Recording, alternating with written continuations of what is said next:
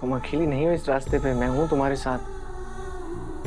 लेकिन मेरा भरोसा करो, मासा के लिए तुमसे अच्छी बहू पूरी दुनिया में नहीं है। मैं जानता हूं कि मासा मान जाएंगी, तब तुम्हें भरोसा होगा कि तुम और मैं एक होने के लिए बने हैं। कोई हमें अलग नहीं कर सकता। ये सब कहने की बातें हैं देव सर, जो सुनने में अच्छी लागे लेकिन झूठ है।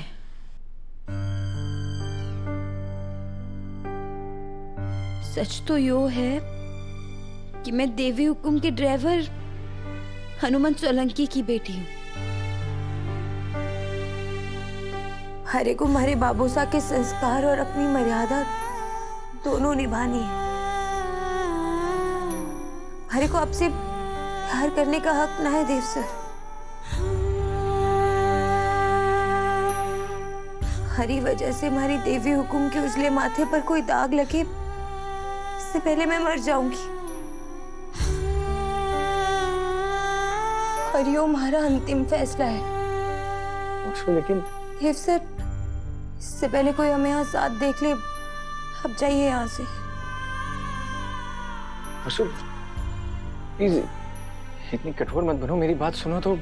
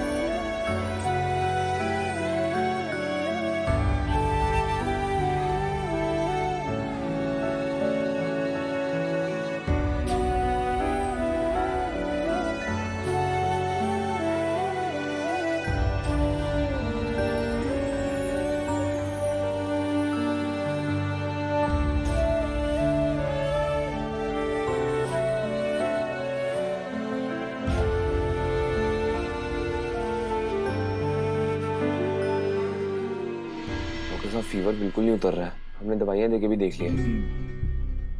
इनका फीवर काफी बढ़ गया है, आपको इन्हें हॉस्पिटल में एडमिट करवाना होगा। ठीक है, तो हम देर नहीं करते हैं। काकू आप हॉस्पिटल में इन्फॉर्म कर दीजिए कि हम आशा को लेकर आ रहे हैं। अभी सारी फॉर्मेलिटी स्टार्ट करो। अभी तुम गाड़ी निकलवाओ, मैं हॉस्पिटल इन्फॉर्म करता हूँ, सब कुछ रेडी रखें। मैं अभी हनुमान का को बोलता हूँ। देव बेटा, हमें हॉस्पिटल नहीं जाना, हम घर पर ही ठीक हो जाएंगे। आशा आप हॉस्पिटल में एक सेकंड के लिए भी अकेले नहीं रहेंगी, मैं रहूंगा ना आपके साथ। हम जानते हैं देव बेटा, पर वहाँ का माहौल हमारा मन और खराब कर देगा बेटा। देव सर, देवी हुकुम जल्द से जल्द ठीक हो जाएं, इसके लिए जरूरी है कि उनका मन शांत और खुश रहे। अगर अस्पताल जाने से देवी हुकुम बेचैन रही तो उन्हें ठीक होने में और वक्त लगेगा। ये तो क्या बोल रही हो वसु? जब डॉक्टर ने कहा है कि मासा को हॉस्पिटल शिफ्ट कर देना चाहिए, तो मैं मासा को घर में रोककर रिस्क लूंगा। जादूगर दादा ठीक कह रहे हैं। और वैसे भी बुखार उतरते ही हम मासा को वापस घर ले आएंगे। हाँ वसु, भाभी साहब का एडमिट होना ही ठीक है। बिल्कुल ना, वसु सही कह रही है।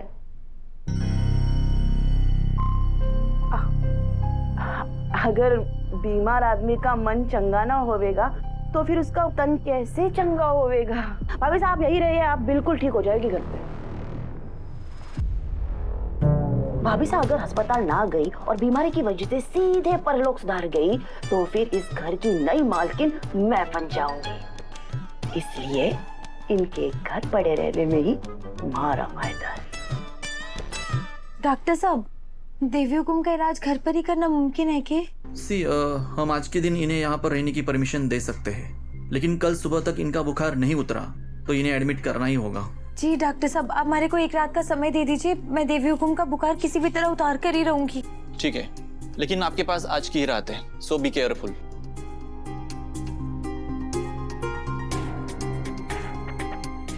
आइए डॉक्टर साहब। एक्सक्यूज मी।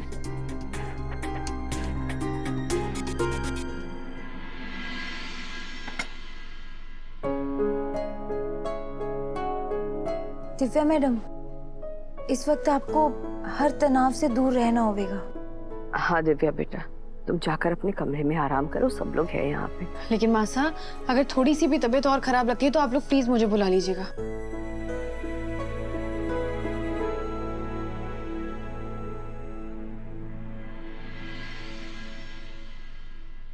यही मौका है, मैं भी निकल लेती हूँ, नहीं तुम्हारे को भी भाभी साहब की नर्स का काम करना पड़ जाएगा।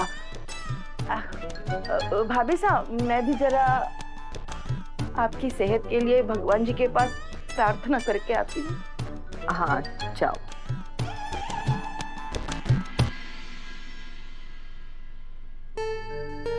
देव सर, मैं देवी हुकुम के लिए ठंडी पट्टियां ले आती हूँ, उसके बाद मैं काढ़ा बना के पिला दूंगी तो उन्हें आराम मिलेगा।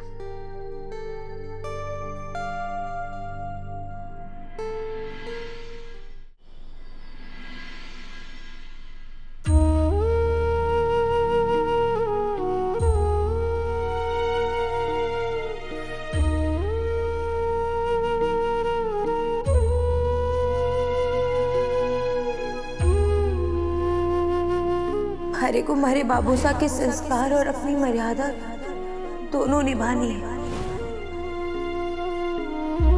इस घर को और मुझे तुमसे बेहतर कोई नहीं संभाल पाएगा। मैं वादा करता हूँ वसु, मैं तुम्हें हमारे प्यार से पीछे नहीं हटने दूंगा।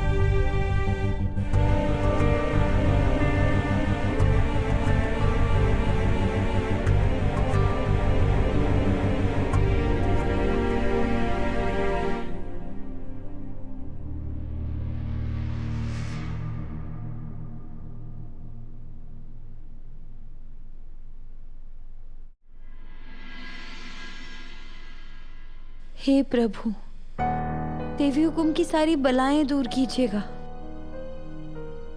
उन्हें दोबारा बुखार ना आवे और वो बिल्कुल स्वस्थ हो जाए। भगवान ने तुम्हारी सुन ली है वसुधा।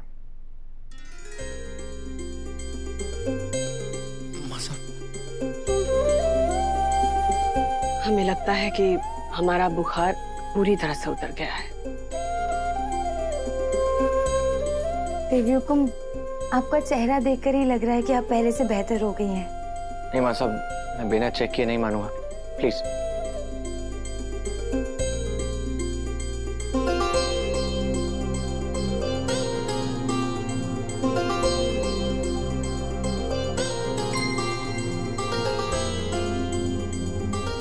थैंक गॉड, माँ साहब आपका बुखार तो उतर गया है। हमने कहा था ना बेटा कि इतने भी बीमार नहीं हैं हम। वसु, कल तुमने जिद करके मासा को हॉस्पिटल में एडमिट नहीं होने दिया और रात भर जागकर उनकी सेवा की, तभी तो उनका बुखार उतर गया।